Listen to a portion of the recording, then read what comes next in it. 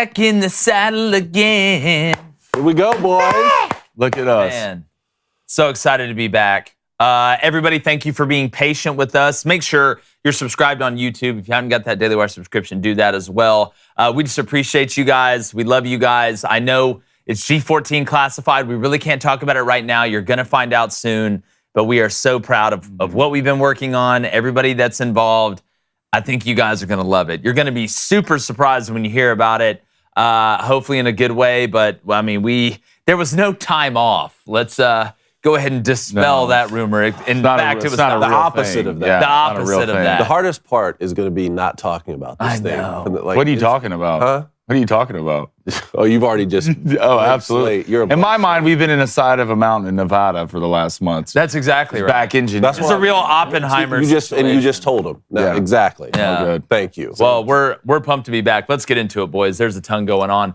Northwestern fires head coach Pat Fitzgerald with cause. The National League wins the All-Star Game to end its 9-year drought. And we return our college football quick hitch segment because the season's right around the corner, yes, but it never really ends. I'm Jay Crain, and welcome to Crain Company.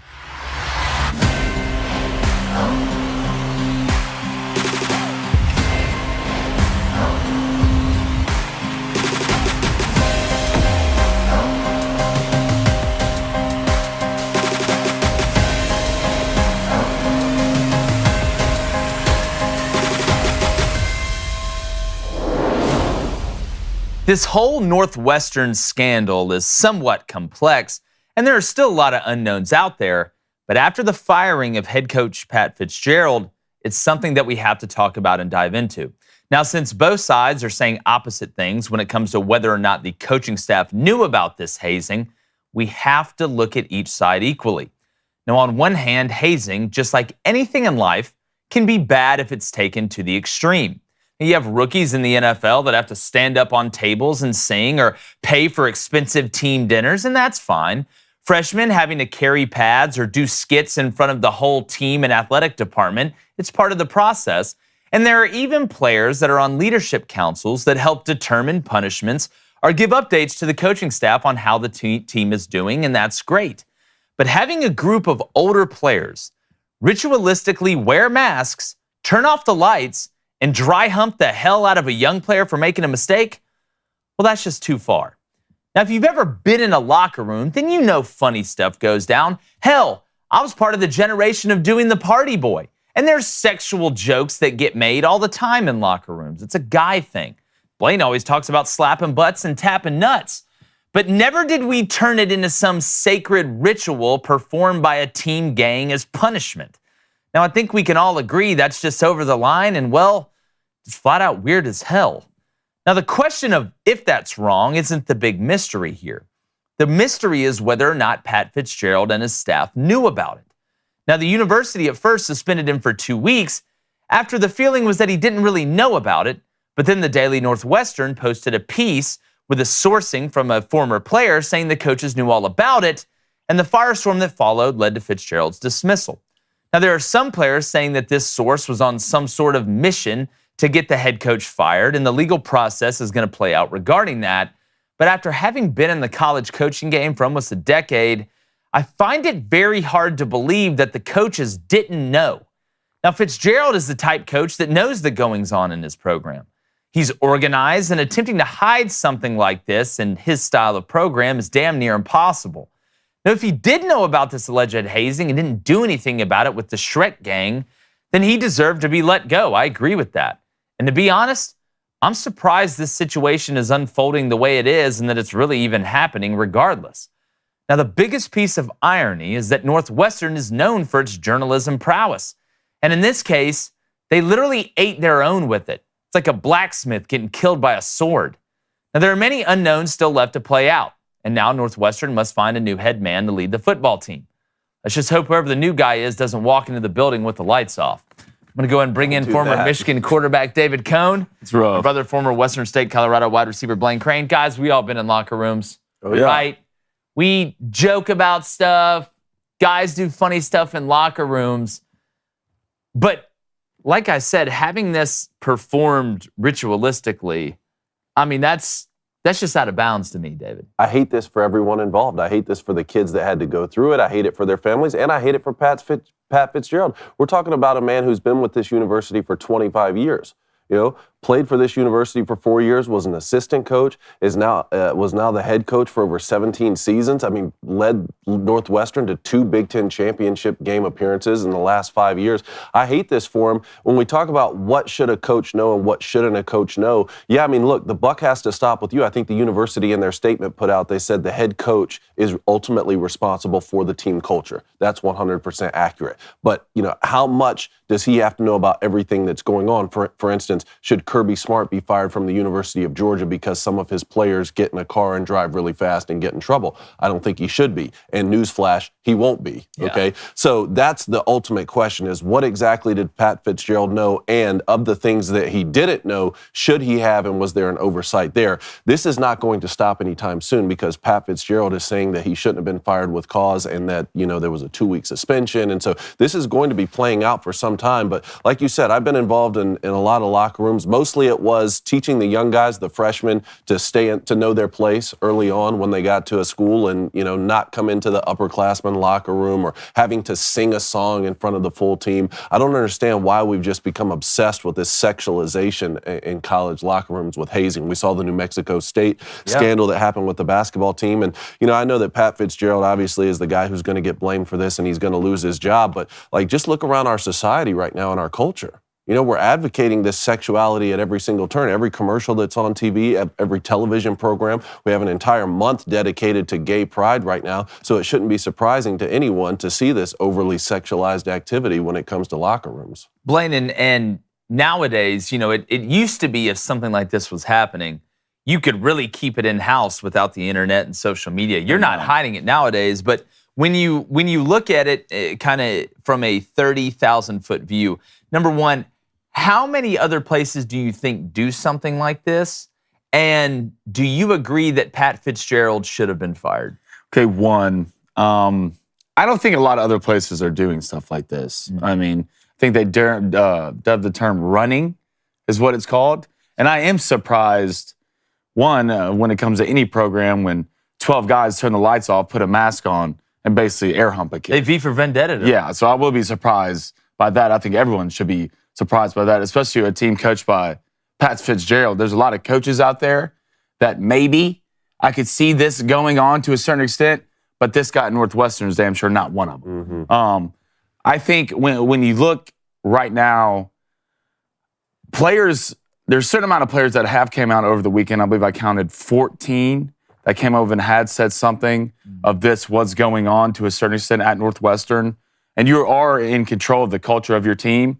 It's different when it comes to speeding. That's not something really you can control. But stuff like this that's supposed to have been going on for years in this program, it's something Pat Fitzgerald did his job and his assistant coaches to know something like this is going on. You had to know. There's no way, there is no possible way, if this has happened over multiple years, if you're a head coach of a football team, that you want to be successful, that you know most of the in and outs that goes on in a program, that you don't know this is going on. So I think Pat Fitzgerald did know what's going on. I think his assistant coaches knew what's going on. And I think there's a reason for him to get fired. So I think at the end of the day, when the smoke clears, Pat Fitzgerald will not be reinstated at Northwestern. I think he's done. I think he should be done. There's levels to everything. You can always tap nuts and slap butts to a certain extent when it comes to team chemistry. But stuff like this is just disgusting, appalling. And I know society, we've been more sexualized than ever. But there's no excuse for something like this to go on at a football program. Yeah, the fear of the repercussions of what would happen if the coach did find out should have nipped this thing in the bud a long time ago. I will say a couple names to keep an eye on. Paul Christ, who was let go from Wisconsin. Jim Leonard, who was the interim coach of Wisconsin, was going to be let go. And another name I saw today, I'm trying to remember who said it on Twitter that I didn't even think about, Byron Leftwich.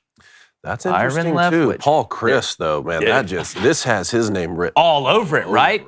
All over it, like a fat kid on a Big Mac. But Big Macs are just mid. All right, I'm going to be honest. You want to know why? What did you just... Hold on. Whoa. Hold on. Whoa. Hold on. Because okay. the meat, it's not really the best meat around. We know who's got the best that's meat. fine. Yeah. All right, it's our friends over at Good Ranchers. Yeah. All right? This thing isn't just grown in some laboratory somewhere in Slovenia that they come and slop between two slices of bread and cheese, all right? The FDA, though, I do want to make this point. The FDA-approved lab-grown chicken is for sale. Yes. Meat formed in a lab will soon be coming to a store near you. This isn't some offshoot out of the country. We're trying to get the cheapest thing available. Our friends at Good Ranchers have cracked the code. But if you prefer your meat grown in a pasture, like I said, instead of a petri dish, then you need Good Ranchers. Let's be honest. Come on now. I don't care if the FDA approves it. I don't care if NASA approves it. I don't care if anybody approves it, all right? I want mine straight from a farm. Okay, not only do they sell real meat from real animals, but they sell the best meat in the country, from steakhouse quality cuts of beef to better than organic chicken. Everything Good Rancher sources is from local farms in America. All right, it's real meat and it's real service. Guys, we cook Good Ranchers all the time. David, what's your latest construction on the grill? Oh, well, you know it's the bone-in ribeye. That's my go-to. I love when you say things like that. You know, little Adam, he's really liking the the filet. A little bit easier to get through for him. So but look, if you really love us, ask yourself, do I love these guys? And if the answer is yes, go order Good Ranchers for us. Definitely. Because plus, right now, you'll get $30 off with our code BOOSTER at goodranchers.com. That's goodranchers.com, spelled like it sounds. I feel like y'all all read past the 4th grade level. Y'all can figure this one out. Use promo code BOOSTER, BOOSTER. I will say last night, cooked up some steaks, cut them up, had a steak bowl with corn, tomatoes. Did you really? Man, it was fantastic. Onions. Do some Wickles pickles on there. Not going to lie. You don't know how I feel about Wickles pickles. But Good Ranchers, it is absolutely the move. So go to goodranchers.com. Use promo code BOOSTER. That's goodranchers.com with promo code BOOSTER. Goodranchers.com. American meat delivered. This ain't coming out of a lab. It's coming out of the farm, baby. So, want to let everybody know we got call-ins today as well. 1-855-236-3228. Going to be getting to those soon. They jam up pretty quick, especially with our first day being back. So make sure you get ready. Booster Club, what's up, Blank? Let's get to the Booster Club. Welcome back, Chad. Let's go to Ryan Gade with a $2 donation. LeBron is mid, and Joey Chestnut is the GOAT. The ultimate 100%. We'll get in the best and worst. Hashtag did it again. Let's go to Jimbo Eagle. $5 donation. Welcome back, fellas. How likely do y'all think Northwestern can overcome the current drama and use it as motivation to obtain a winning season in 2023? I will pull up their schedule. We see this all the time. Now, it's a little bit different in football, but I'll give you a recent example. Alabama baseball gets hit with a big betting scandal. What do? They rally the troops. Now they go to a super regional and get absolutely slapped around by Wake Forest. But let's remember, Northwestern did go 1-11 last year. They went 1-11 last. But let's think about it. What do we say about Colorado and Deion Sanders all the time? What's the best part about taking over a team that won one game? You win two, you doubled the win total. So are we saying turn around the drama is He said winning season. Maybe 4. He said winning season. All right. Now, at the end of the day, do I think they're going to sit there at 6-6? Probably not. But the real question is if Pat Fitzgerald just went 8-4, is he getting fired? Let me ask you that one. The answer to your question is 2%. That's a 2%. 2%? Like milk? All right, this makes the last win that Pat Fitzgerald had against Nebraska overseas in Ireland. It can't get more pitiful than that. That is true. All right, they go 2 Rutgers week 1, UTEP week 2, you go 2 Duke week 3, Minnesota week 4, Penn State week 5, Howard week 6, you go 2 Nebraska week 7, you have Maryland at home, Iowa at home, you go 2 Wisconsin, Purdue at home, and Illinois. Better beat Howard. One guy, Surprise! Figure the Howard puzzle out. All right, let's go to Heartbroken Hog with a $20 donation. Yeah, it, brother. That's heartbroken. While you guys were gone, unfortunately, college football lost a true legend to young. Ryan Mallett passed away at the age of 35. Do you have any standout memories of him at Cone? Did you attend Michigan the same year? Got this one, Well, that was one of my worst, actually. Hearing the news that Ryan Mallett passed away in Drown, you actually told me about this when we were doing our project. I got to play with Ryan for 1 season at Michigan, and it's just very sad news. I got to know his family while we were together there, and I just hate it for everyone involved, and God be with him. Yeah, just absolutely awful, and it's, just you got to be careful. And, not saying that Ryan wasn't. It's a tragedy. It's just, life is unbelievably fragile, regardless if you're 6'8" and played quarterback at the Division I level in the NFL, or if you're, somebody that's working at Wendy's. Life is life, and we need to treat every life with respect. And just the fragility of it, it's unbelievably humbling. Unbelievably humbling. Let's go to Cole Frank with a $50 donation. Somebody hit a button or Cole something. Coming in. Hold on. Somebody hit something. Hold on. Get on that soundboard, baby. For that. Boom, love it. We rich, y'all. Said LeBron is mid. God, MJ's the GOAT. Jake is still a traitor. I hope you guys filmed a barbecue competition to prove the USA is better at making ribs. I miss you guys. Cole, hey. We miss you. And you know what? Listen, I'm going to let that last thing slide. We all know I'm not a traitor. That's what traitors say. This ain't Trader Joe's. All right, let's go to David S. with a $20 donation. Appreciate it, David. Welcome back, guys. Good to have y'all back. Blaine, here's some of the first words for you to say from the Booster Club in quite some time. Tim Tebow is the greatest college football player of all time. He's up there. Hashtag still overrated. He's up there. Still overrated. I just don't understand. I'm not even going to get into that. Right now, we got so much to get into. But I want to get to best and worst, okay? One of the worst is, look, premature hair thinning. Let's be honest. Let's be honest. All That right? is bad. It's an epidemic, okay? And I know some of you guys are going through it. You want to wear a lot of hats, all right? You're trying to duck out of places like, you're getting followed by TMZ. But guess what? Our friends over at Provia, they figured it out. Finally, there's a real solution that delivers on its promise without the harsh side effects, unwanted chemicals, or unpleasant smells. That's Provia. It's Provia. They use safe, natural ingredient called Procapol that effectively targets the three main causes of premature hair thinning and loss. It supports healthy scalp circulation and delivers nourishing nutrients to strengthen hair follicles and anchor them to your scalp. Luckily, in our family, we don't lose hair. It just turns gray. But look, guys, I know you want to look as good for as long as possible, all right? And with Provia, they can really, really help. Like, all joking aside, we joke on the show, we have fun. Premature hair loss, it sucks. You don't want your hairline running away like LeBron's, I get it. David, your thoughts? Look, you don't want to look down and say, hey, I could have gotten Provia with the discount booster code, but I didn't, and now years later, I need hair transplanters. Yeah, I know. You don't want to do that. I mean, I love, look, I don't have to use maple syrup anymore. That's what I was doing before. Yeah, well, it's delicious, especially Weird spaghetti. times. Weird times. Blaine, look, maybe you're older. Maybe you're trying to get back in the dating game. You want to get that good flow back, the lusciousness up top. You want your lawn to be, very, very thorough. Yeah, look, you have to work harder when you don't have hair. That's true. You better be good at something. Walking into the game is a leg Or up. rich. All right, you walk into the game a leg up with hair, you're past your 40s.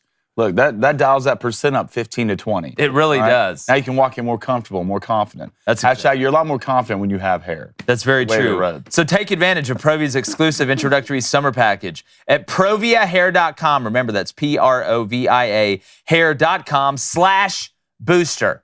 Okay, this into promo, and you can enter promo code booster at checkout for an extra discount. It's a double booster situation. Proviahair.com/booster. Then enter promo code booster at checkout. You get that extra discount. See the results for yourself right now. That's proviahair.com/booster. Don't just win by a hair. Win by a lot of them. Love that. Write that down. All right, best and worst. You Let's get into it. You want me? Yeah, for sure. You want me to start this bad boy off? Live your life, man. All right, I'm going to live my best life. Number one, LSU baseball. Yeah. Hey, have a summer, boys. Yeah. Have a summer, okay? You win the Natty, all right? You handle business against Wake. Then you have Paul Skeens and Dylan Cruz go number 1 and number 2 in the draft. I mean, Jay Johnson, great hire. And look, LSU does college baseball as good as anyone in the country. All right, from atmosphere to players to championships, the whole kit and caboodle, amount of alcohol drank. Look at the Jell-O shot board. I mean, they won that one by $1 trillion. It was like the dream team.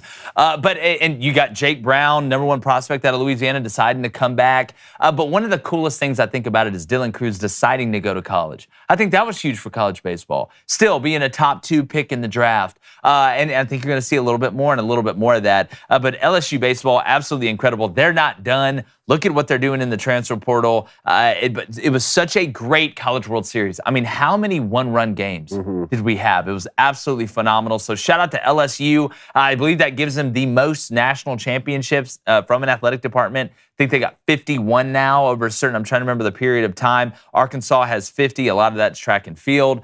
But look, man, LSU baseball, man, one of the best. Incredible. And going 1 and 2 there, was that the first time ever in Major League Baseball draft? I believe so. I think it was from the same team going 1 and 2 like that. That's awesome.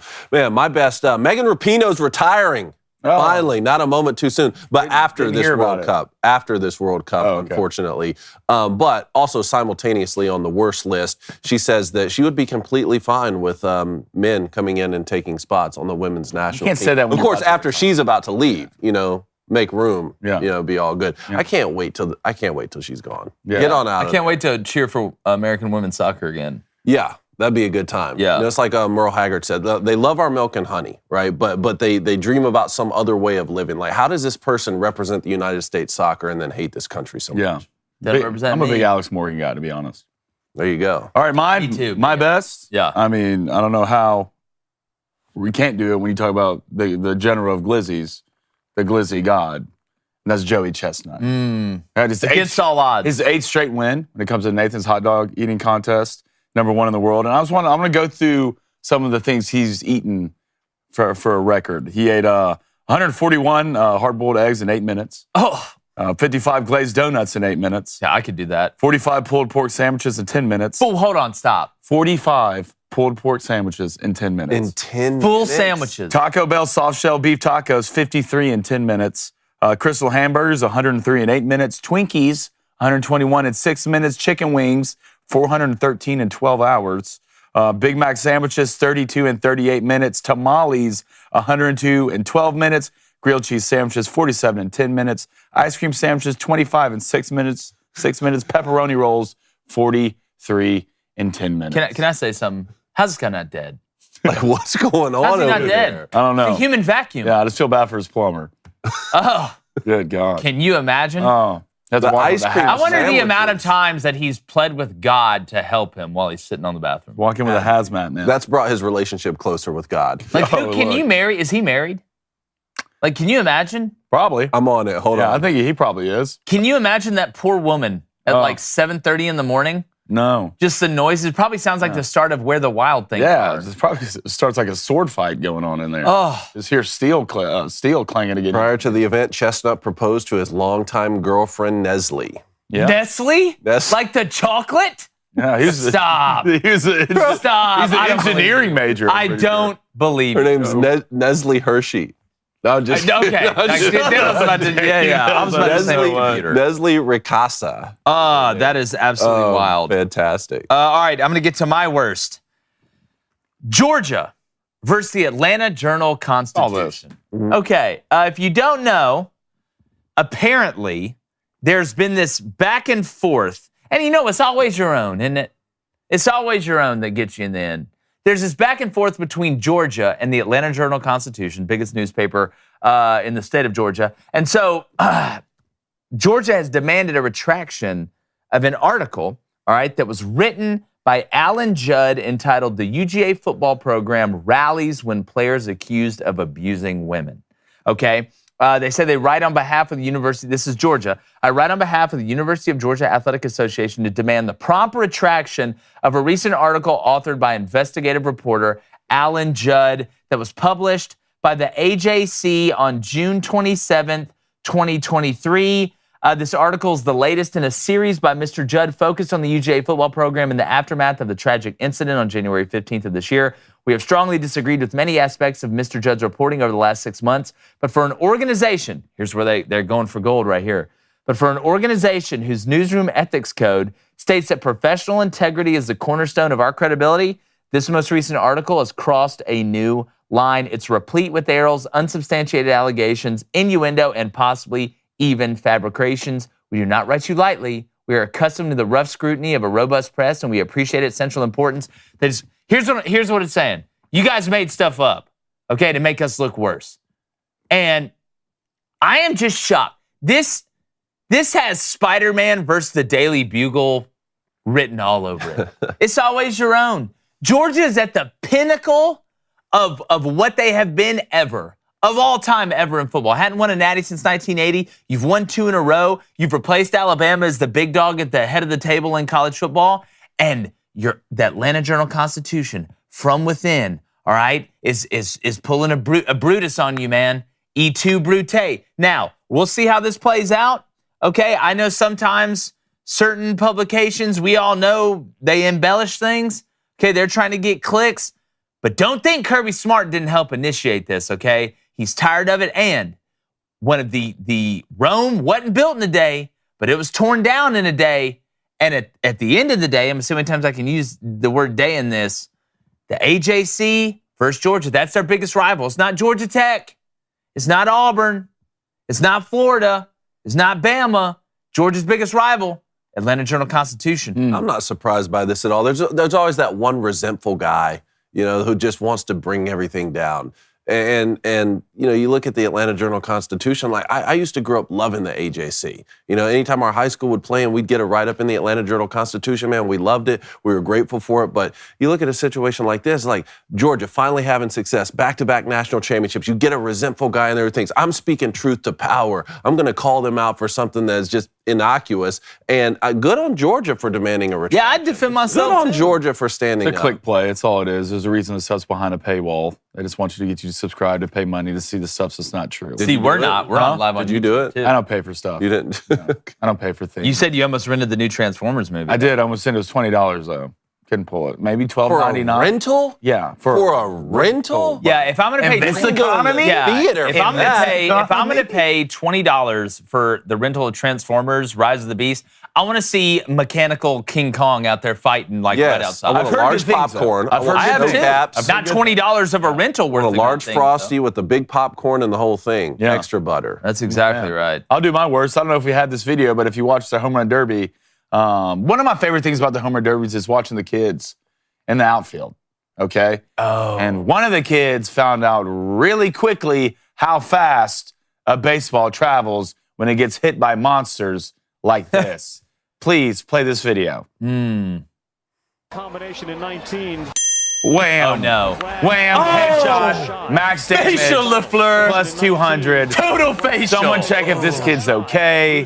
Was he okay? Yeah, I'm pretty sure he's fine. Oh, Dude, you got to bud. catch the ball. Oh, bud. You learn one way. Hey, he's better for this. All right? He's going to be a better baseball player because of this. I'm going to be honest. I'm not hitting the face with baseball. I don't think he's going to be a baseball player after watching. I think he will. I think he's going to rise above.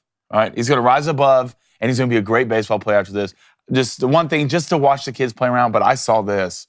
It's not funny, but it's funny at the same time. It's funny. It's funny. If it was that was like a 6-year-old or something, it wouldn't be funny. That kid had to be what, But 13, 14? 7 at least. You got a glove. At least Hey, he's like you got a 6 glove would be for a funnier. reason, man. All right, look. If anything, if you don't feel great about the ball coming towards you, you know what you can always do? Yeah. One of these right here. Sideswipe it. With one of these right here. No one will be mad at you for missing it. But Exactly. people are going to remember this forever because you just took one right in the foss. Better play good now. Well, for my worst, I was going to talk about the passing of Ryan Mallett, which was very sad. But I'll do a second best here, which is the National League finally winning a game here, Finally. ending the 9-year drought. Finally. And it wasn't just this drought. Growing up, the National League never won the All-Star Never game. won. I don't understand what it is, but they finally got one, came out ahead. I'll never fully forgive Major League Baseball for taking the All-Star game away from Atlanta a couple years ago, unless they apologize, of course, which they won't you because they're personally. cowards. To me personally, through the writings, of course, of the Atlanta Journal-Constitution. Exactly right. That would be fine. Yeah. But I will say that I thought the All-Star game and the Home Run Derby were good watches this year. were. I love watching the Home Run Derby. It's great, isn't it? It really is. There's something so American about me sitting down and watching my TV and watching other people destroy home runs consistently. Even though I did pick Pete Alonso, who came through for me, the year before. He had won it twice.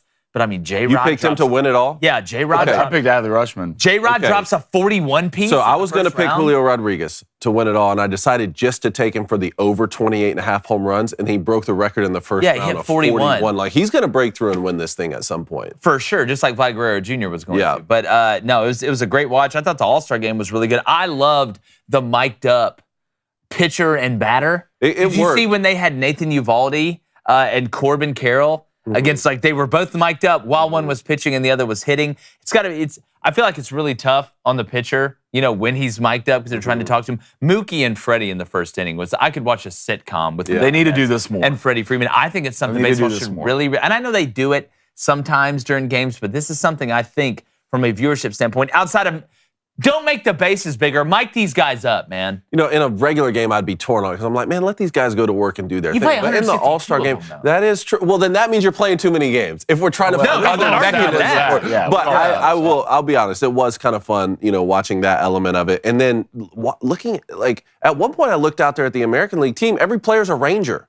It's like the Texas Rangers had The Rangers 6 played players the Braves on the field last at night. one time. But really, the Rangers just played the Braves. Didn't the Braves have That's what 8? people don't understand. That is true. A lot of Braves action out Well, there, in the too. field at one point, the Rangers had like 6 guys out in the field. Yeah, and it When Anthony Baldy was pitching. tied the record for most guys on the field at once in an All-Star It's game. absolutely all time. ridiculous. Absolutely players. ridiculous. They really took it to the next level, and you can take your style to the next level with Indochino. Dressing for success can help you look better and be more confident. So whether you're attending that important meeting or networking event or simply want to impress your colleagues, our friends at Indochino have everything you need from business casual, dress shirts, camp shirts, and even blazers.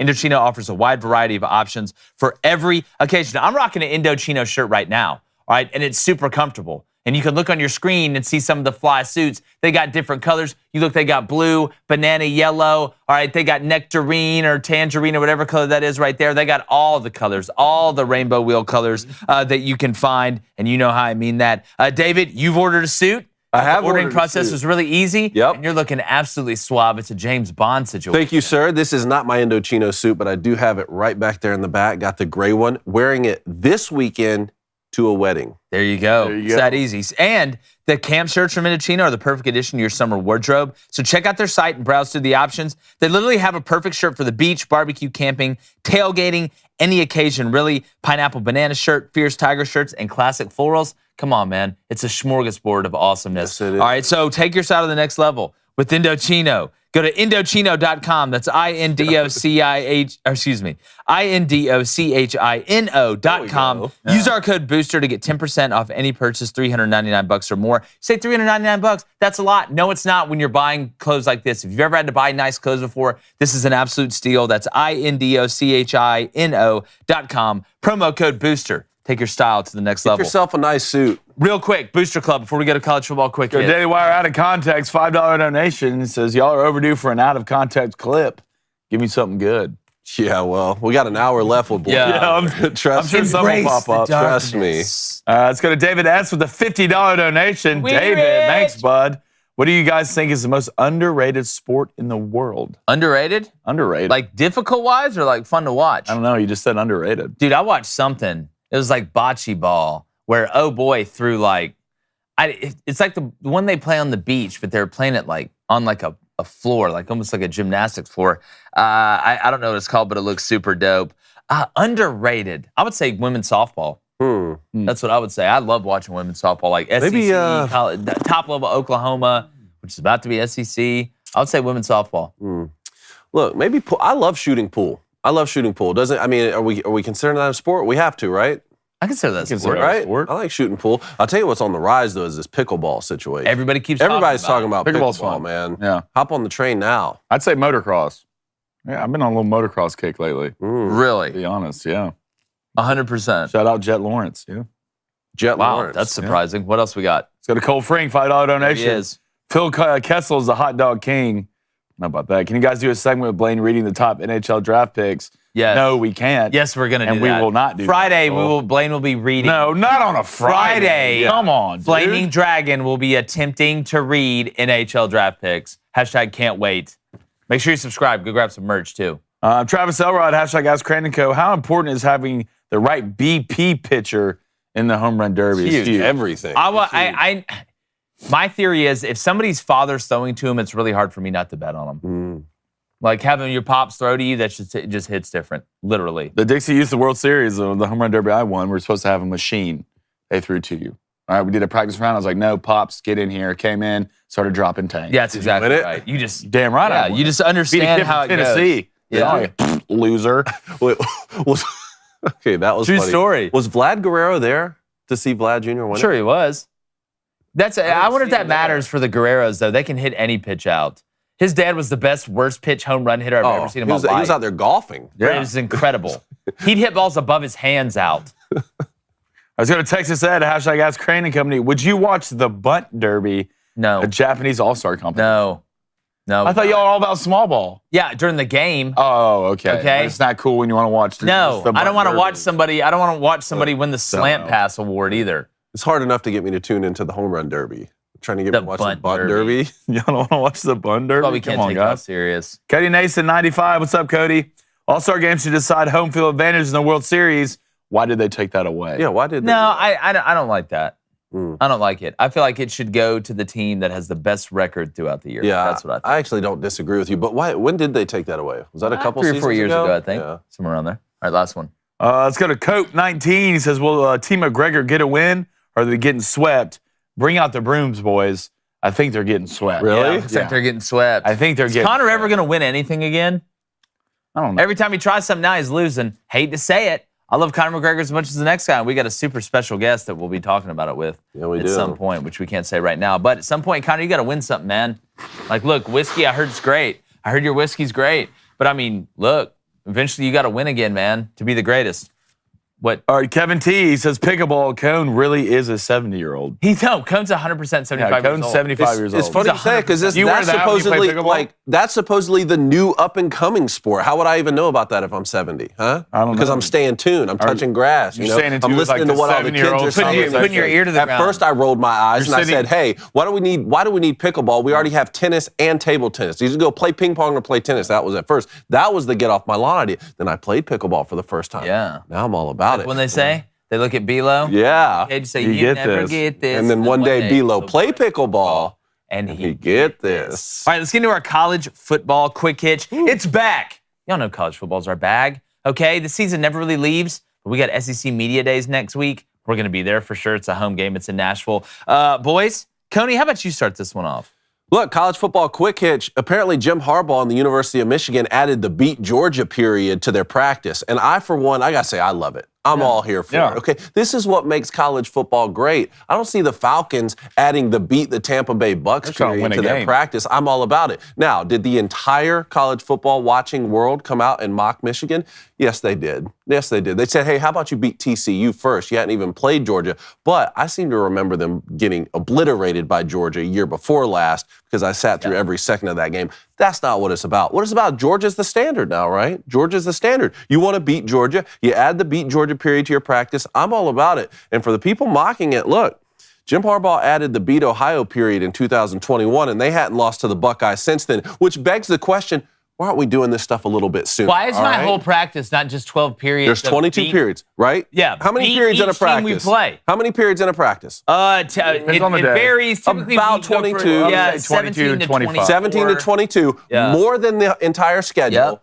We need one period per day. Somebody's gonna do Every opponent you're going to play, and let's take care of that. Here's my thing. I'm not making this my final prediction. You'll get my final prediction as we get toward the end of fall camp, approaching week 0, which the term week 0 just absolutely makes Don't no even sense. say it. But I'm not going into that right now. We'll get into that later. I'm really leaning toward Michigan win the Natty. Oh, boy. Is that your final prediction? boy. Is that your final prediction? It sounds like your final prediction. No, but I'm just leaning that way right now.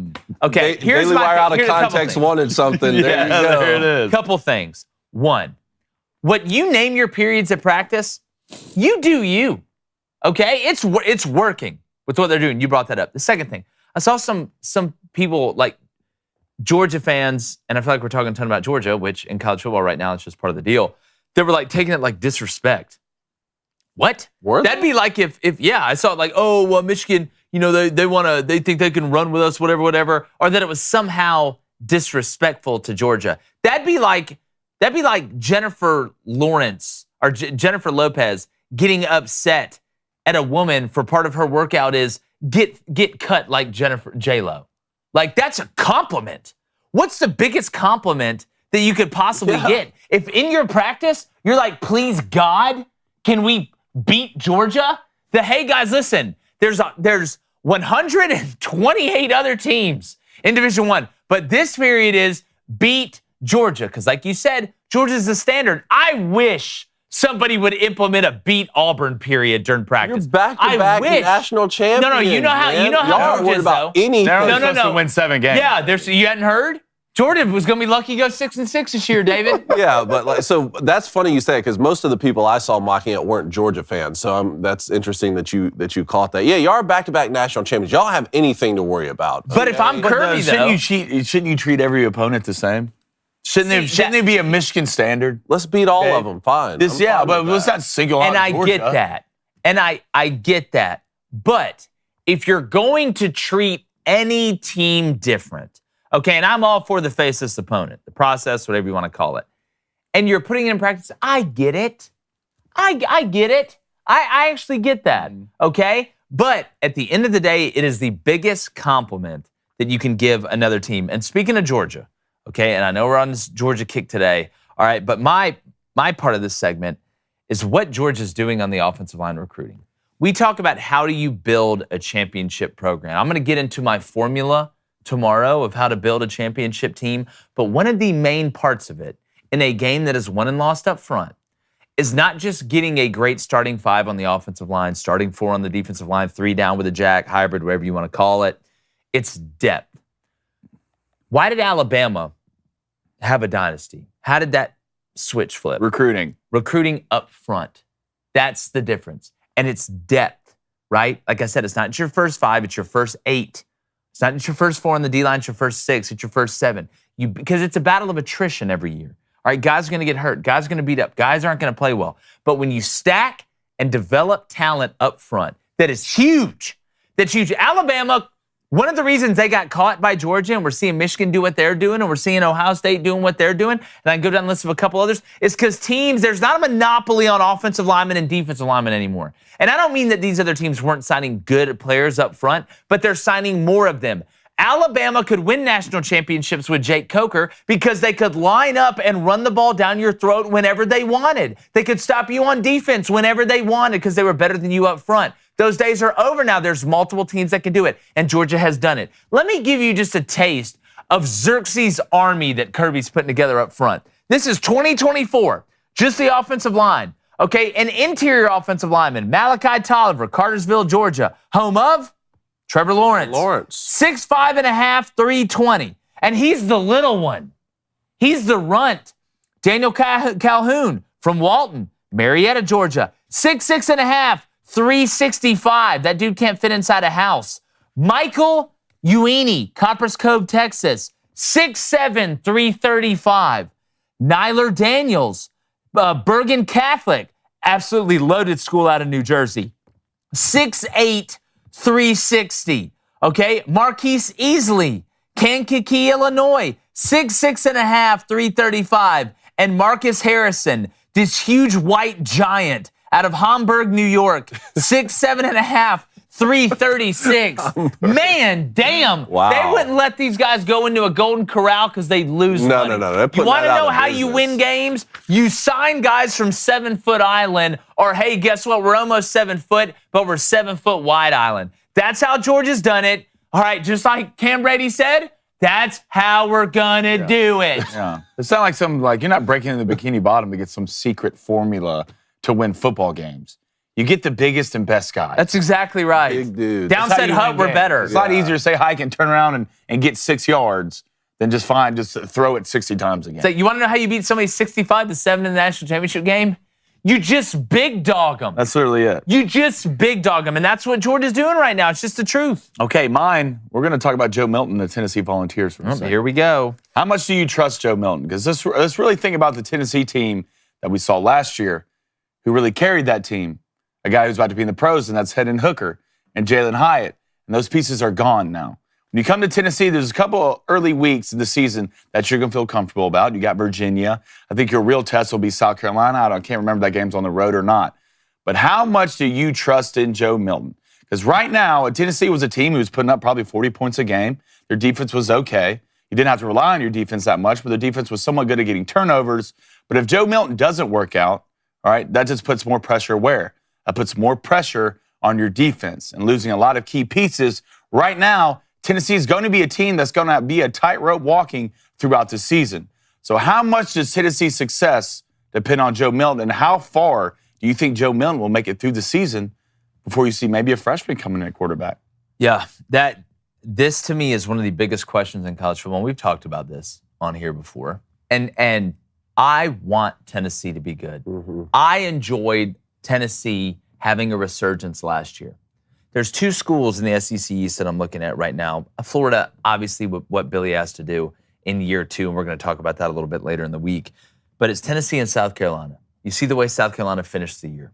You see how Tennessee played pretty much the whole year. Hendon gets hurt at the end. Still had a really good showing in the bowl game with Joe Milton. Who is going to continue to move into a better neighborhood, right? South Carolina and Tennessee both went from decent city neighborhood, now they're in the suburbs. Now you have a chance to take that next step. Now you can start to get that estate with a pool and a gate on your way to try and get that big mansion in Beverly Hills. Who can take that next step? Joe Milton. And there's some different circumstances here. You got that 5-star freshman, Nico Lamaleleva. I keep trying to say that. Sorry, I'm not a Hawaiian name pronouncer aficionado, even though I do like Hawaiian punch, okay? And I want to go there someday. But Joe Milton has got to be able to develop touch. That's what it's going to come down to. We watched him at the Manning camp hit a golf cart from like 900 yards away. That's great. But there's a reason guys in the long drive contest aren't on the PGA Tour. Because it's not just about how far you can throw it, all right? And he's got to be able to rein in the deep ball, too. He overthrows a lot of players. He looks like he's got his body right. We've talked about working hard during the offseason. My washing machine works hard. Working hard gets you through the door. That's something that's expected. It shouldn't separate you. Everybody should be working their ass off.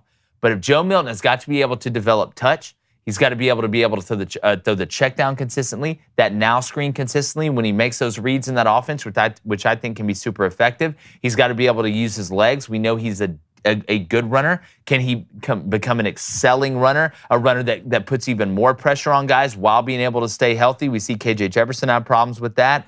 But if he develops touch, this Tennessee offense with the weapons around him and how they've loaded up on defense, they can be a huge problem. But that is the biggest question. And then you have the 5-star quarterback behind. Who's the most popular guy on the roster most of the time? It's the backup quarterback, 100%. Especially the 5-star, supposedly prodigy backup quarterback that showed you flashes of brilliance in the spring. So it's going to be an early leash. It's going to be a quick hook. You better start good. I think Tennessee's defense will be better. I think they will this year. But the one thing that was kind of underrated when it comes to Hendon Hooker is how good Hendon Hooker was in the pocket. When it comes to stepping up, feeling pressure, especially blindside pressure. Hendon Hooker's clock in his head was exactly right the entire season.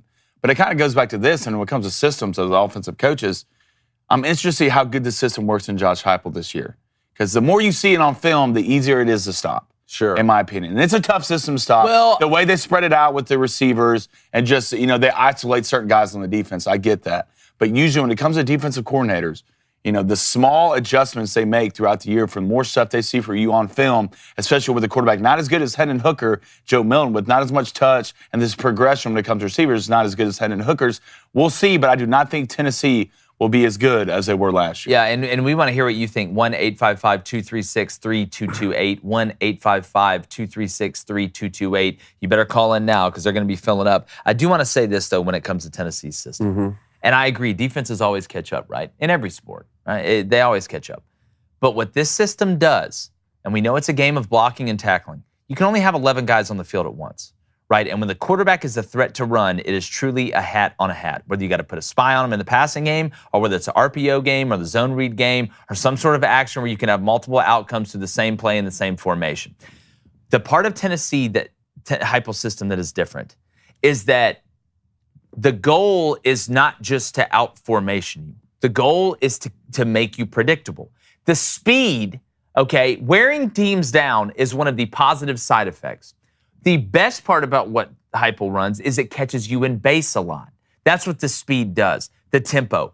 You don't have time to adjust or check or call or do it. This isn't poker when it comes down to it. You've got to go line your ass up because they're getting ready to snap the ball. So what do teams default to? Their default defense base. You come out in 2x2, doubles. You come out in trips open. You come out in trips closed. You come out in any formation, right? Twins, flex, any of that stuff. You have to have a base call to it because that ball is getting snapped, right? So there's not all these intricate things that you can do to them. And if I know what you're in, I know how I can attack you. That's what makes Tennessee's effective. So as far as catching up, you know what a lot of stopping Tennessee's offense winning early down. Getting off blocks. Yes, winning first down and getting off blocks on the outside. Because they treat that now screen, it's a run play. Yeah, 100%. It's a run play. It isn't a pass play. They're looking at the numbers. The numbers dictate I'm going to go wide or I'm going to keep it in the box. And if I keep it in the box and I allow the quarterback to keep the ball, I can keep a hat on a hat. But I'm catching you in base. And I know what your base is because I've watched film. I've looked at your tendencies. We come out in this formation. This is your answer. We motion to this. We motion to trips. Are you going to cross key the backside safety on number 3 to the other side? How are you going to fit the box? Are you going to walk a guy down? Are you going to box the gap scheme? Are you going to spill the gap scheme? We know the answer to that. And if I know the answer to that, it makes the read easier. It's Tennessee.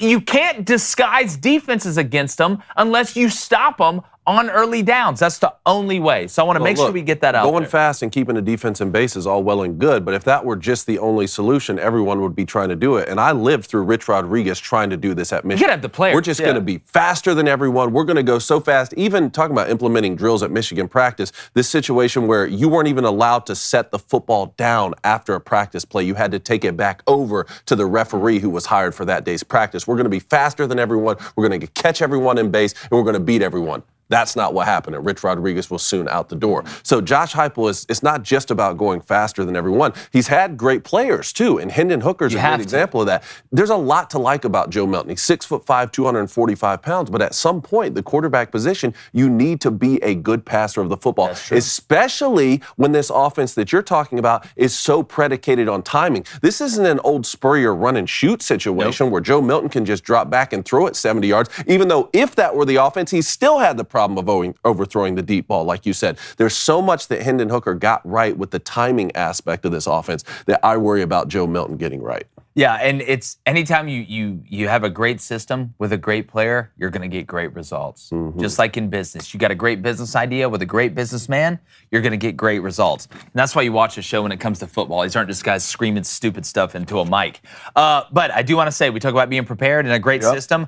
CarZing, if you're browsing online for a car, you want to look, you want to be prepared, you want to catch that car dealership in base, here's how you do it. You go to carzing.com/booster. We know buying a new car, guys, it can be stressful. We've all done it, especially if you're a first-time buyer or you have no credit. But before you walk in the dealership, okay, and you spend the entire day there and you're trying to walk around like you know what you're talking about, all right? Some people do, some people don't, most people don't. I didn't. CarZing gives you everything you need, right? You can instantly pre-qualify online without it affecting your credit score, which is huge. You get instant financing details. And even if you're not in the market for a new car, you want to know where you stand. I want to know, and David, you can speak to this before you get off my lawn. Being prepared when you walk into the dealership, you're already a step ahead and you don't get tricked. Right? Exactly. And that's the best thing that CarZing offers. And you're not going in to buy a pack of bubble gum here. Yeah. You know, you're making one of the most important financial decisions of your life. You know, like how much money should you take out for this? How much do you have to put down? It's a complicated and sometimes overwhelming situation. Doesn't need to be when you have CarZing. That's right. And you don't need to rush either. Even if you're not really in the market to buy one, you can go window shop a little bit. Poke around, find your best deals, have multiple options, and make it really easy for you to find what you want. And when it's come to buying a car, I don't want it to be a hassle 24/7. That's exactly right, and it takes a lot of the worry out. So visit carzing.com/booster. That's carzing.com/booster, BOOSTER today to skip the guesswork and find the best deals near you. That's carzing.com/booster. All right, David, it's Wednesday. Before we get to calls, people have been calling for this. Tell them, Dave. We all know David's really 70 years old. Buckle up. All right. Buckle up. Pickleball champ. So he has a segment every Wednesday where somebody has to get off his lawn. Cone, who's G'ing off your L in front of God and everybody today? ESPN firing David Pollack needs to get off my lawn. Last month, the once great sports network, ESPN, fired more than 20 of its top commentators, a list which includes Jeff Van Gundy, Todd McShay, Max Kellerman, Susie Kolber, Gene Wojciechowski, Hall of Famer Steve Young, and my Michigan brethren who once called me a clown on Twitter, Mr. Jalen Rose. Guy sucks. At least they got one right. The reasons for these layoffs are multifaceted, but it's clear the combination of cable cutters and ESPN consistently embracing woke ideology are the leading culprits. Case in point, the majority of those let go were white men, but that didn't stop Stephen A. Smith, the highest paid ESPN employee, from making the situation about race, stating, "I could be next. When white folks catch a cold, black folks catch pneumonia. You know, a great cure for that is a warm glass of get off my lawn.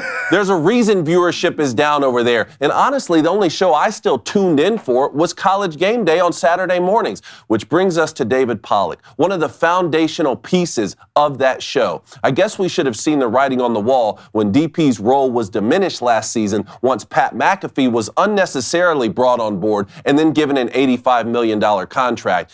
You know, it's never a good look when your company has to lay off 7,000 people but somehow finds the cash to pay one guy $85 million. Either way, business is business, and one man's trash is another's treasure. David Pollack, you are a class act. You're a man of God. You know the game of football inside and out, and you are welcome on this show any day of the week, my friend. As for ESPN, keep your dirty feet out of my yard. Hell yes. Baby. Absolutely. Yes. What just a clown show over there. We're surprised by this. No. What just a clown. Not surprised, but even when y'all told me David Pollack was fired, I still was a little surprised. It just, surprised by and that. look, David's going to be fine. He's one of the best in the business. It goes to show you how out of touch, you know, that they are. And one of the reasons that we started this show, and I don't want to work for ESPN. You know, I don't want to work for that company. I love where we work, being able to say what we want to say, being able to break things down the way we want to break things down, and just being real with people, not some fake virtue signaling or whatever. But David Pollack, one of the best. Like I said, he's a guy we go to his golf tournament every year, interact with him a ton. Just a great human, was a hell of a player, but an even better human being. And you know what? Yeah, good for him to be gone from that place. Good for him. Well, every time when it comes to College Game Day, a lot of people talk, but when David Pollack talked, I'd sit up in my chair. Yeah. Right? Because I knew, just from a just football standpoint, the guy was the best one on that panel, hands down. It's not even close. So DP will be fine. Can't wait to get DP on the show. And he's got to be feeling good about the Georgia Bulldogs right now. Yeah, and look, Pat McAfee, get your bag, man. Pat's very talented. Absolutely. I'll never get mad at somebody for getting their bag. You know, the Lee Corso situation, I mean, at what point is Lee Corso not going to be on the show anymore? I love Lee. I grew up with Lee Corso. And I want him to go out the way he wants to go out. But every year there's some like one show where it's like, all right, this is Lee's last one. It's like, in the arms of the angel. And then just we see it every year. Like, so David Pollack's the one? David Pollack's the odd man out? That's the one you let go? That just absolutely shocks me. But we got call-ins. Got calls. Right, you ready? Let's do it. Well, actually, you know what? Let's get to the Booster Club real quick. We got 4 minutes. We got 4 minutes. Let's get these donations real Super quick. Jackson Tan about Brian Hall with a $10 donation. Brian, appreciate it, brother. David talking up pickleball. Next we'll be playing shuffleboard. Yeah. Good to have you guys back. Life was dull without you. I don't know anything about shuffleboard. Not yet. Don't lie. Not yet, Dave. That's true. Don't lie. Once you get back in your people talking in the community, you're sitting next to the mall with If I'm good at it, let's go. Well, it's just like it's like on Documentary Now, if you've ever watched that, where God, the guy who played Dexter, they did like a bowling one, and like once like the bowling channel ended, he just went to like some like retirement home, and he's out there playing like bocce ball or whatever with it. So the King Darth Dave with the $5 donation, appreciate it. Agassi/Roddick versus McEnroe/Chang. Play pickleball. It's a great watch. Take a watch of the fastest growing sport in the world.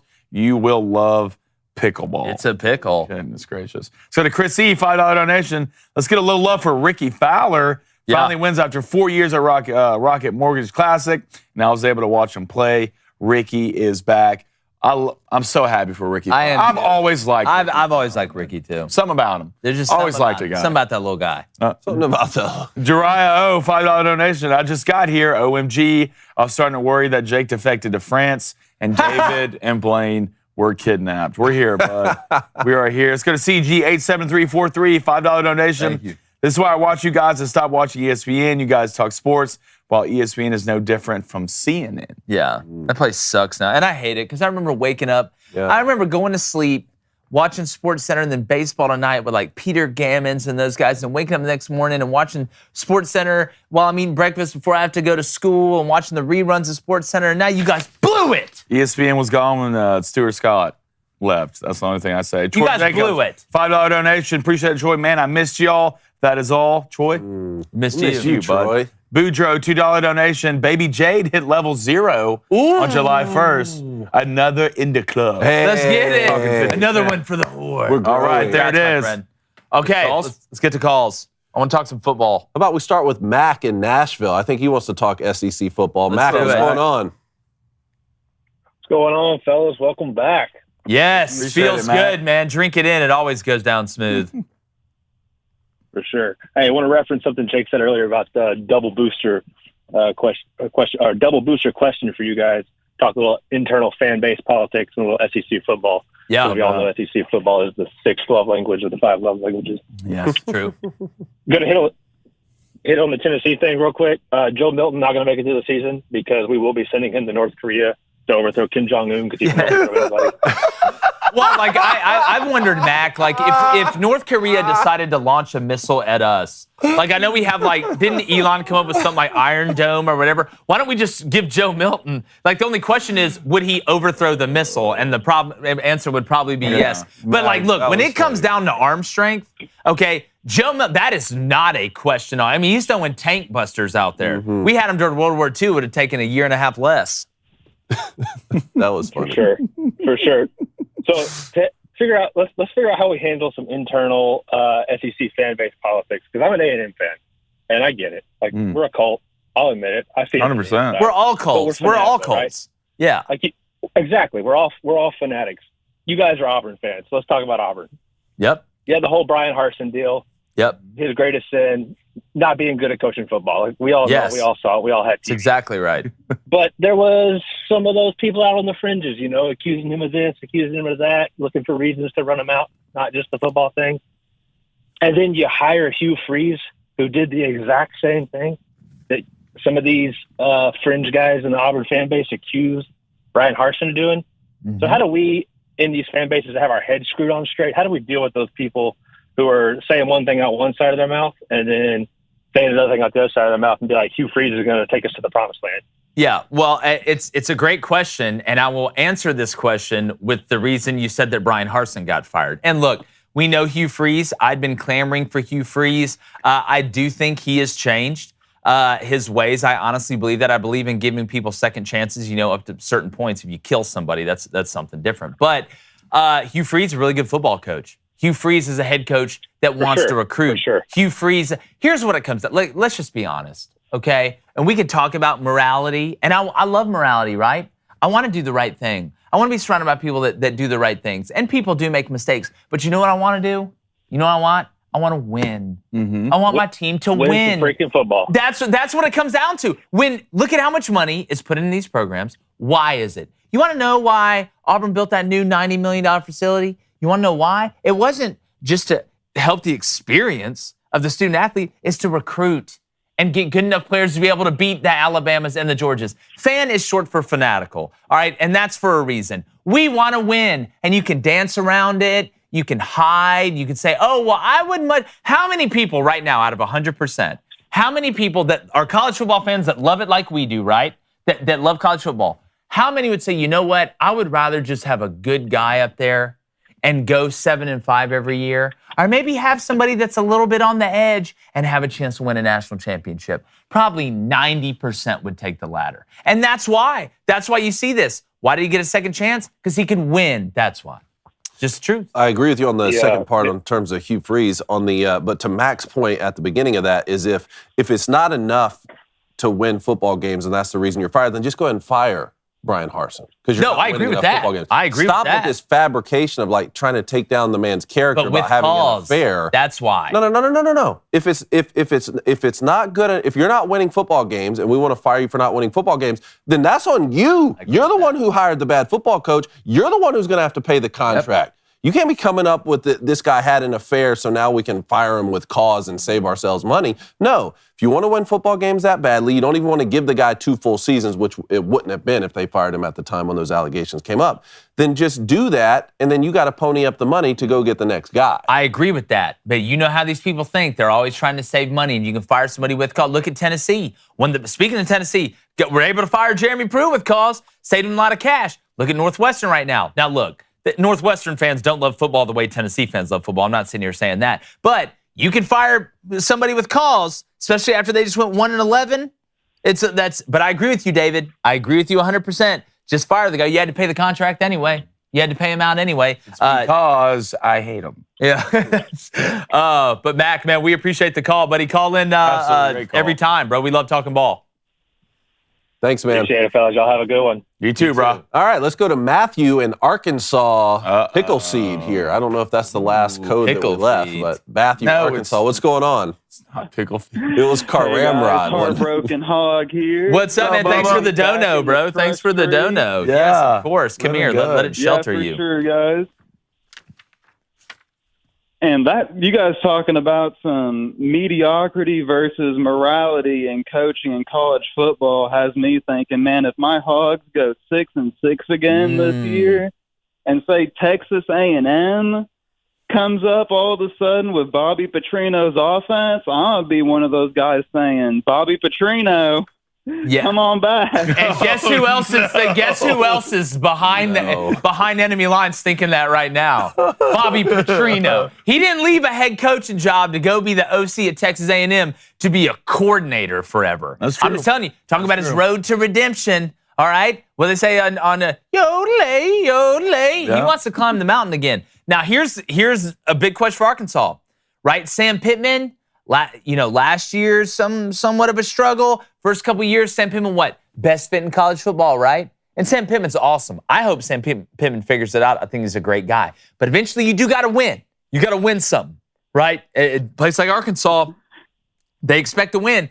You go 6-6 or 7-5 this year, and you're not with KJ Jefferson and what you're returning in some spots, even though losing Trey Knox, I think, is going to hurt them a lot worse than what people think. All of a sudden, those hugs turn into handshakes. All of a sudden, those phone calls at 9:30 isn't to tell you how Arkansas you are. It's how much you're going to have to get your ass out of Arkansas if you don't start winning, showing some flashes of 9, maybe a 10-win season. And again, I hope it works out. But everybody's talking about Billy Napier on the hot seat, right? Everybody's talking about Jimbo Fisher. You got to do it. At some point, Sam Pittman is going to enter the club of, we need to see some more dubs. It's a great point, Heartbroken. Bobby Petrino is a habitual problem. Yeah, now I don't think he'll go back to Arkansas. Up at Ole Miss, but Bobby, every stop with this guy, even the Atlanta Falcons, just write him a note, hey, I'm gone after 10 games or whatever. Everywhere he goes, it's a problem. Yeah, now not back at Arkansas. I don't think Petrino would hire Arkansas back, just like Florida wouldn't hire Urban Meyer back. But probably not. Petrino, if all of a sudden it works out at Texas A&M and he figures out how much money would they throw at him? If Texas A&M won 10 games and the offense was elite, you think they'd throw him stupid money? Who's they? A&M to keep him as the OC. Money's not a problem, man. If Cincinnati or somebody doesn't like Satterfield, they're like, we need to go get Bobby Petrino. Texas, they'd give him what they wanted. Well, speaking of coaches who need to win now, I mean, we're talking A&M. Jimbo Fisher's in the same boat. Yeah. In the same boat. Him and Sam Pittman are staring next to each other in the boat who have to win right now. Right now. There's no more excuses when it comes to A&M. You got the players. You got the money. What's the problem? Is it the head coach? Yeah. I mean, eventually the buck stops with the head man. We'll always have next. But Heartbroken, how many are you feeling this year? Real quick, how many of the Hogs win this year? With KJ being in his senior year and Rocket Sanders in his junior year, they're both probably going to the NFL. I think we need to get 9-10 wins out of them, including the bowl game at least. You got it pulled up, Lane? Yeah, I got it pulled up. You got Western Carolina week 1. We feel great about it. Kent State week 2. Dub. BYU week 3. I feel like that's a win. Dub. Yep. You go to LSU. Remember, they lost that game 13-10 last year. Yeah, it ain't gonna be 13-10. Then you have Texas A&M at home, huge game. Huge. Then you go you go on the road to Ole Miss. You go on the road to Bama. You have Mississippi State at home. You go to Florida. You have Auburn at home. You have Florida International. And then you have Missouri. Oh, there's at least 8 there. There's 8 there. There's 8 there. For 8, and you sure. mess around and figure out maybe the Auburn problem or Texas A&M. Maybe try and sneak LSU or something. I don't think y'all should mess around and figure out the Auburn problem. No, I hope y'all keep not figuring out the Auburn problem. But even with that as a loss, I would say 8. Yeah, for sure. There's 8 in there. There's definitely 8 in there. But Heartbroken, we appreciate you, my friend. Call back soon. I will. Y'all have a good one. You too, Well, those are a couple coaches trying to get their program in shape. Guys, we all know it's harder to get in shape the older you get and stay in shape. And our sponsor, Nugenix.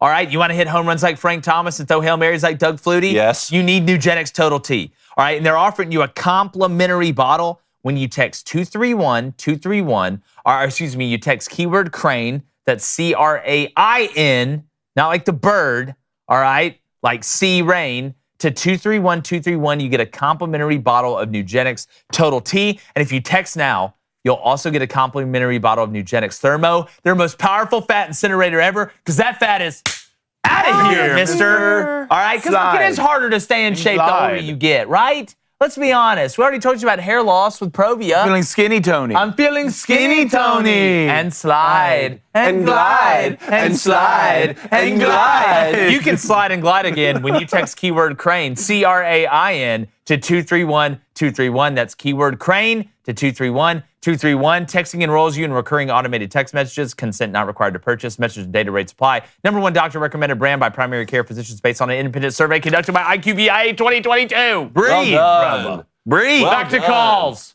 Man, just think if you ordered from every one of our sponsors on just today's show, your testosterone would be through the roof. You'll have hair. A full head of hair. You'll be in a brand new car with a nice suit on. And you'd be eating good ranchers. Eating a great steak wrap on the way there. Come on, man. You don't have to tell us thank you, but it'd be appreciated. Yeah, it'd be great. What do you say, Kirk? Let's go to Kirk in Canada. Oh, Skyhook. Skyhook. Skyhook. Coming to get you, buddy. Hey, boys, what's going on? What's up, Kirky? Show. Yeah, we back. Hashtag we back, baby.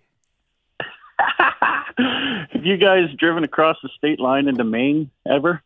Dude, I've never been to Maine. No, man. Our state line. Our state line. State lines to get there, bud.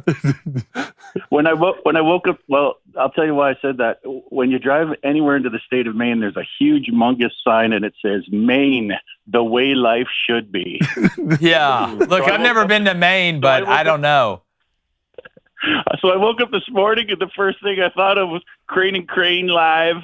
That's exactly right. Live, the way life should be. Yes, that's exactly right. Why didn't the sign say Maine? Keep the main thing the main thing.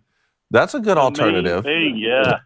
Like, what? Okay, that'll be $5,000 a day, Maine. That sign goes up. I thought you were going to say total. I was like, come on, bud. We got to jack the price up. Yeah, no. I'm talking about daily. Come on. Okay, yeah, I like that. I don't take the lump sum. I want the payouts. Kirk's actually not going to talk hockey, if you can believe it. Really? NBA. Let's do it. Yeah. Little NBA trivia question for you. I got 2 hints because I think you might need them. Yeah, probably. What do Michael Thompson, Phil Ford, Rick Roby, Michael Ray Robertson, and Purvis Short all have in common? They're all from Canada. Yeah. They're all dudes. No, good guess. Here's the first clue, 1978. They were playing basketball during that time. Yeah, great guess, bud. That's correct. I would say go ahead. Go ahead. No, I want the hints. They were okay. Those are the only 5 players drafted prior to the 3-point line. I'm thinking of a guy, my favorite NBA player of all time. Oh, prior to 1978. Favorite NBA player of all time. 1978. Wasn't Stockton, right? Magic Johnson? Nope. He was 1979.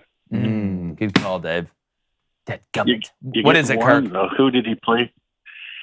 Larry Legend. Oh, the legend. Dude, I love Larry Bird NBA stories more than any other NBA. I love the NBA stories, but the Larry Bird stories are just incredible. Those Larry Legend stories. He's like, I'm going to shoot it from right here, and I'm going to make it to win the game. No, the video of him trying, like, he was showing how to do the wrong form on a shot. And he couldn't miss. He ends up he's like, man, I'm trying to miss it. He's like, I don't know how to miss. Oh, man. But Kirk, man, great stuff, buddy. Look, we got a Skyhook you. Just look up and stream. Just let us know, Kirk. Thank you. Appreciate it. Call in on Friday, buddy. All right, Cody in Illinois. Here we go. Maybe an update for us. What's going on, Cody? What's up? All right, who is ready to play a new game?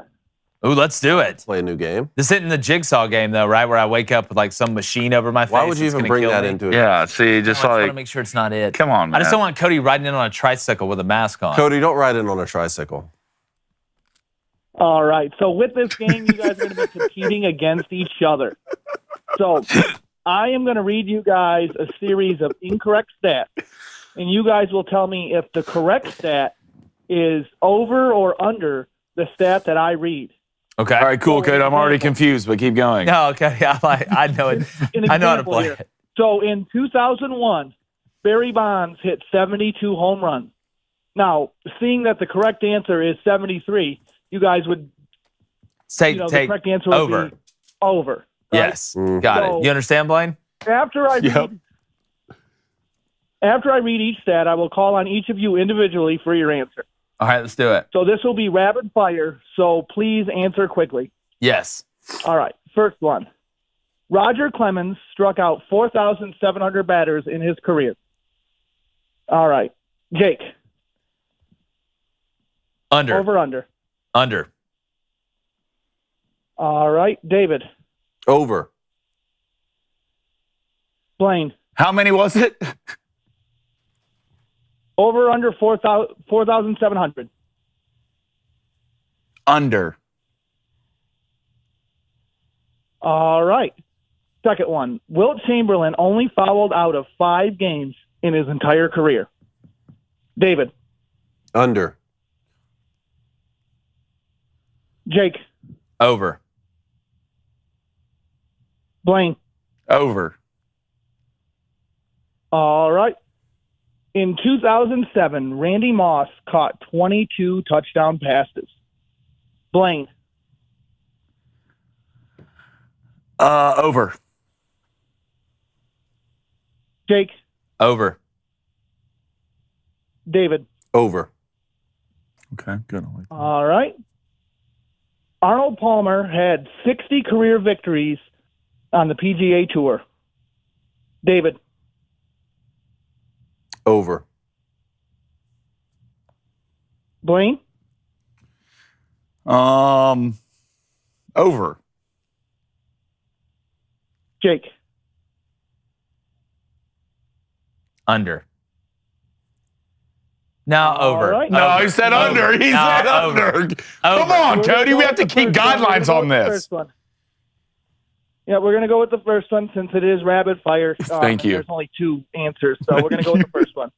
All right. Said I wanted salmon. So Patrick Waugh recorded 25 shutouts in the NHL playoffs. Blaine. Under. Under. Under. All right. Jake and then David. All right. All right. Perfect. All right. So those are the 5 clues, and I am tallying them up now, and we have a tie. Oh. All right, we have a tie. So Jake was 2 and 3, and the 2 winners were David and Blaine at 3 and 2. And I'm going to go ahead and read What were the answers? The answers here. So the first one, Roger Clemens, 4,700 batters. So he struck out 4,672 Yep, batters. under in his is career. right. Man, I changed my one Wilt guess to Chamberlain. under, man. Y'all Excuse screwed. him. Cody's giving the answers here. Thank you. All right, so Wilt Chamberlain never fouled out in his entire career. Wow. So that was under. And in 2007, Randy Moss caught 23 touchdown Yep. passes. Yeah. So Yep. that one was over. And then Arnold Palmer had 62 career victories on the PGA Tour. So that one was over. And yes, Jake, that would have put it to a 3-way tie. So you guys would have all tied had I. So we tied in my No, mind. So you lost. So not- So why'd you lose? No, it's a great tie. Crazy. You It's lost. a great tie, So guys. crazy. Good job on the tie. Continue, and then Cody. Patrick Waugh recorded 23 shutouts in the playoffs. Okay. We did pretty well. Yeah. Yeah, we did. So do we have something All right, to break and the this next time tie? I call in, I will have updates for the David Cohn. Yes. Yes. 10 watts. Friday, Cody, you got to let us know on Friday. Kenny, rock, paper, scissors, shoot out of 3. right, let's Let's go. Ready? Shoot. Shoot. You got to shoot, at Shoot. the end here? All right, let's dance. Rock, paper, scissors, shoot. Wow, great start for David. Want to know, David went paper, Blaine went rock if you're on audio. Don't even think about it. Let's go, Blaine, get back into go. it. Let's bully. Rock, paper, scissors, shoot. Let's go. That's how you do it. That's how you close it out, That's exactly- baby. give me some right there. Welcome Great job, back. Coach. The boys Hey, are so back it doesn't in town. matter. Yeah, matter. here we go. Daywire Fantasy Here we Champ. go, yeah. Daywire Fantasy Champ. David Just went like paper Blaine twice. Blaine fell for security. the oldest trick in the book. Cody, thanks, buddy. All right, we want to go rapid fire on these last? Yeah, ones? Ty in Georgia. Ty, what's going on? Ty, let's go, baby. Let's ride. Boys. Yeah. Tie. Y'all got to keep quit taking these extended hiatuses, or y'all gonna end up in the stoop line real quick and in a hurry.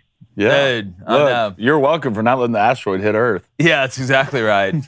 You'll never know about it. Bruce Willis. It's crazy when we pushed Ben Affleck back in the space shuttle and say, "You go." Surprise replacement cone made it back. Well, my question was, I was wondering what y'all's thoughts were on UGA's athletics demand for retraction of the AJC article. Yeah. Well, And, go ahead. And if there'll be any repercussions for Alan Judd, or, what you assume their response will be. And would it be too out of pocket if UGA, which I doubt they'll do this, but if they decided to revoke the AJC's press pass to all UGA athletics? Mm-hmm. No, number one, that was in the best and worst segment earlier. That was in my worst, is Georgia and the AJC and what's going on. And the craziest part is, when Georgia right now is at the pinnacle of what they've ever been from a football standpoint, it's your own that's trying to eat you alive right now with the Atlanta Journal-Constitution. This rivalry, Georgia's biggest rival right now isn't Georgia Tech. It's not Alabama. It's not Florida. It's not Auburn. It's the AJC. And look, Do I know 100% what Alan Judd knows? But I do feel like he kind of embellished the intent of what Kirby Smart and Georgia's trying to do, that they don't care about, their young men, or don't care about women getting abused. I think that's out of pocket. And really, it's sad, to be honest. We all know how the media is today. We all know how journalism is today. Not saying that Georgia's perfect. Nobody's perfect. A lot of institutions have problems, and Georgia's had some problems. But the way it's been taken by the AJC just shocks me when I feel like they could get even more value out of, treating Georgia as an asset, not an enemy. Now, when it comes to revoking press passes, if I was Georgia, I'd already done it. It's me. I'd already done it. Y'all's ass ain't coming in here. Like, that just, it is what it is. And look, I'm all for the First Amendment, and I'm all for free speech, okay? But you can't just go writing whatever. You can't run in a theater and scream fire, okay? Like, at some point, there are libel, there is defamation. Those things exist for a reason. And speaking of the First Amendment, I got the right to keep you out if I want to keep you out. So, no, I don't think it's out of pocket, Ty. It's just sad. It's a sad situation all around to me. Yes, sir. I agree. All right. Thank you, boys. Y'all take care. Ty, great day, bud. Talk to you soon, buddy. All right, let's get one last one here. Sasha in Austin, Texas. What's going on, Sasha? Did we lose Sasha? I've seen a lot of stuff coming up in the chats and everything with the ribs debate, and I have a way for us to actually settle this once and for all, and it's sports related. Oh, well, I love this. All ears. Joey Chestnut? Speak to me. Well, no, because next year the Olympics is in Paris, so you guys just need to go 2 weeks in Paris. I'll schlep bags for you guys. Yeah, and we can just do it up in Paris. No, that's Sasha. You nailed it. We'll talk to the higher ups. PJ, write that down. Yeah. Let's send that to Shapiro and Jeremy and Caleb. Let's go and get that on the books. 2 weeks in Paris. Yeah. Rib eating competition. Sounds like a Netflix. Baked ribs, right? Baked ribs. That's what we're talking about, right? Absolutely. Better. Okay. Or we're talking about baked ribs. Look, I'm gonna fly in on an eagle and just land in the middle. But you're a dragon. But you're a dragon, though. No, yeah, we're gonna. You're a dragon. We're gonna privately. You're a dragon. I'm gonna be on a dragon flying on an eagle. We leave on a Friday with rocket launchers and just landing in the middle of Paris. That sounds super dope. America. That's going on in Paris right now, anyways. Yeah. But no, Sasha, that's a great idea. We're definitely gonna do that. All right. You guys have a great week. Thanks. You too, Sasha. Sasha, we appreciate you calling. All right, man. Look, all those people still on the line. Steve, Jimbo, all y'all calling on Friday. Can we sneak Jimbo in here? Can we sneak Jimbo in here? Jimbo, you still on the line? Jimbo, bark twice if you're in Milwaukee. Skyhook? Yeah, what's going on, fellas? What's up, man? I had to get get you in here after I saw that video this morning. Steve, we're going to get you in here too on Friday, but I had to get you in here, Jimbo. What's up, babe? All right, so first of all, I'm happy to hear from you guys again. But I got the beef with my hometown university, Syracuse. I don't know if you heard about this, but the running back that we have, LaQuint Anderson, who's supposed to be filling in for Sean Tucker this year, he was unjustly suspended by a student union kangaroo court at Syracuse University for defending himself after he was punched in the face twice at a party. A teammate of his called him over to help him defend him. Now, 10 days later, this person who had instigated this fight, he filed an incomplete and unsworn statement to Syracuse University police. As a result, he is suspended for 2 full semesters in the entire football season, which it doesn't seem to add up to me. And not only that, he's filed an appeal to this. Both the chancellor and the dean of the university have been silent on this. So what I wanted to ask you is, what do you think of this situation, and do you think this so-called punishment is just? You said the student council suspended him? Apparently, he was suspended by, it was either the student council, or it's unclear to me what type of authority they have. It seems like whoever suspended him had overrode the athletic program and Dino Babers himself. I don't get it. No. Let me tell you. You know the difference between football in the South and football in Syracuse?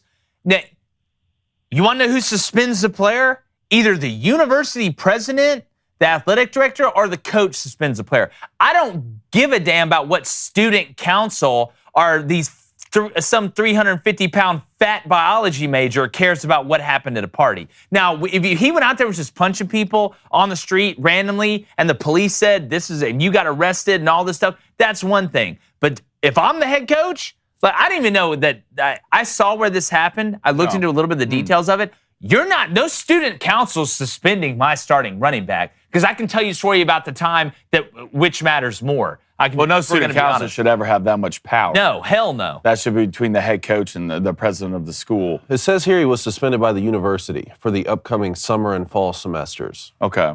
But he did appeal that. They did appeal that. Jimbo, I don't really know much about this. I'll look into this more and probably have a better answer for you tomorrow. But no student council should ever have that power. And if he did appeal it and they're still being silent on it, I'd maybe wait a little bit to see what happens. If maybe the suspension gets knocked down, you'll hear from Dino Babers maybe. Yeah, well, we got a couple weeks till fall camp starts. Give it some time. Give it a couple days. And if it's finalized, man, we'll And I'm not saying that players should be allowed to go around beating people up. But that's defending not what yourself I'm saying. Is completely different. But defending yourself or defending somebody else, that's different, and that would never happen down south. Just wouldn't. Or in a lot of Big Ten schools, we got to be honest. And that's fair enough. One thing you should look at is the hashtag #LeQuintPlay on Twitter. Okay. We'll find out some more information. Gotcha. We're running in that. Awesome. Appreciate it, Jimbo. Jimbo, we appreciate you, buddy. Thanks, man. All right, let's head over to the board. We got booster bets. Everybody else on the line, call in Steve, Friday. Jack, Aaron, a lot of people on the line. Y'all call in on Friday. Friday. Yes, call in Friday. All right, hell, we may open them up tomorrow. Who knows? Here's what we got today. All right, there's nothing else for me to bet other than tennis. Okay, I don't want to bet NBA Summer League. I don't want to bet NBA Winter League. Why not? All right, because I just don't want to do it. So I'm gonna bet on a center. Okay, give me center plus 6.5 games against Djokovic. 6.5 He came through me the other day. The whole set? No, I'm talking about for the whole match. Oh, okay. Yeah. Oh, it's not good. The whole set. I mean, the set goes, six? I mean, never mind. At minus 140. And then the only guy to ever escape from Alcatraz twice, Alcaraz, minus 6.5 games. I feel like he's hot, David. You know, whatever the hell that means in tennis. They had minus 6.5 games at plus 140. What do you got, David? I'm going to go tennis as well. I'm going to take Alcaraz minus 5.5 games at minus 110. So if it's a 6-4, 6-4, 6-4 situation, I would hit. And then I'm going to take him minus a set and a half, but also parlay that with Medvedev just winning outright, and that's minus 125. Yeah, I'm definitely not betting tennis because I'm just not betting tennis. I'll bet basketball. Give me the Grizzlies money line. That's minus 150. I see Ace Cone has Grizzlies money line going off of minus 155. Let's go ahead and drop him down to minus 150. Okay. And come hang out with your boy. Give me the Hawks money line plus 110 at home. I believe they're playing the Mavs. Great month, 18 and 19, minus 2.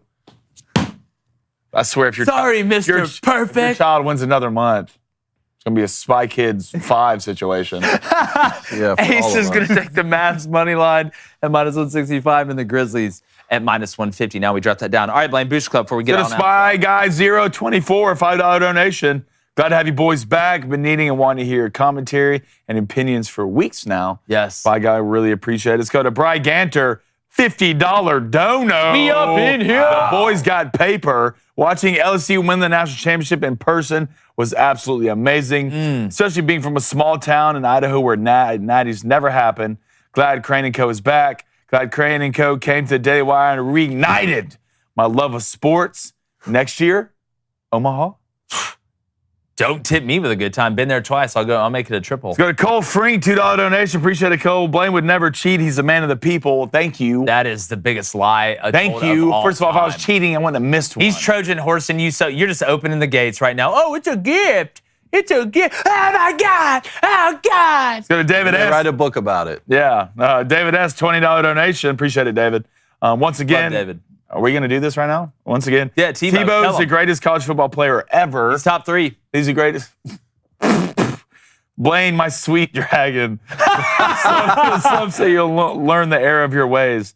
I'm confident of that. He will. What On Blaine's error? deathbed, he's going to be like, you were What right. error? He's Blaine on his deathbed is going to be like, three. you Tim were Tebow. right about So you Tebow. take Tim Tebow in the top 3 picks of college football players of all time. Probably. You would. You're such a sweet dragon. You would. You're a wouldn't you? sweet dragon. You would. You're a sweet dragon. All right, is that it? Cam Newton. Cam Newton. Who? Reggie Bush. Who'd be your 2 and 3? I'd probably go quarterbacks. I'd go Tebow. Probably go Cam Newton. Probably go Tebow, and then Bo Jackson, probably. He wouldn't. I just want to tell you right now, he could say that. But he wouldn't take Tebow. Oh, I wouldn't? He wouldn't. Yeah. I promise you he wouldn't. Anybody that says Tim Tebow's All right, poll. Poll. How much weight did Jake lose? What 10 are the pounds? options? Getting skinny, Tony. 20 pounds or 30 pounds? 30. None. Just, I know, but like, will you just give an answer? Okay, I'm going to say 30 gotta pounds. ruin it. 30 pounds, 68%. Okay. 30 pounds, 67%. 10 pounds, 31%. God, y'all are so wrong. 30 pounds, 22%. 20 pounds, 47%. Crain, how much weight you lose? I went from 213 to 165. That Gotta eat a is cheeseburger, man. almost 50 pounds. For a reason you will find out. Okay. Congrats, Other than on that, just buddy. being You look great. Cone lost a lot of weight as well. Yeah, look at Cone. Cone lost a lot. How much you lose, Coney? 31. 31. Yeah. Hey, look, I lost 15. Yeah, you're looking good too. In the man. middle. We need to of bulking. retake our pictures. Can we retake our Crain Yeah. pictures for me to put out? All right. Now, yeah, we need to do that. Okay, good. Well, we'll ask. All right. Make sure you subscribe. Well, we have cameras too. We can just take pictures. I mean, it's not, call Randy Johnson. He's a photographer for the NFL. That's true. We appreciate you guys. Make sure you subscribe. So glad to be back. We're back live tomorrow and then Friday and then the next week and the next week after that. I'm so ready for football season. Going to be talking recruiting, having a ton of guests on. Really excited. Thank you guys. God bless. We missed you guys, right? And like the chances of us going away anytime soon, we're gone.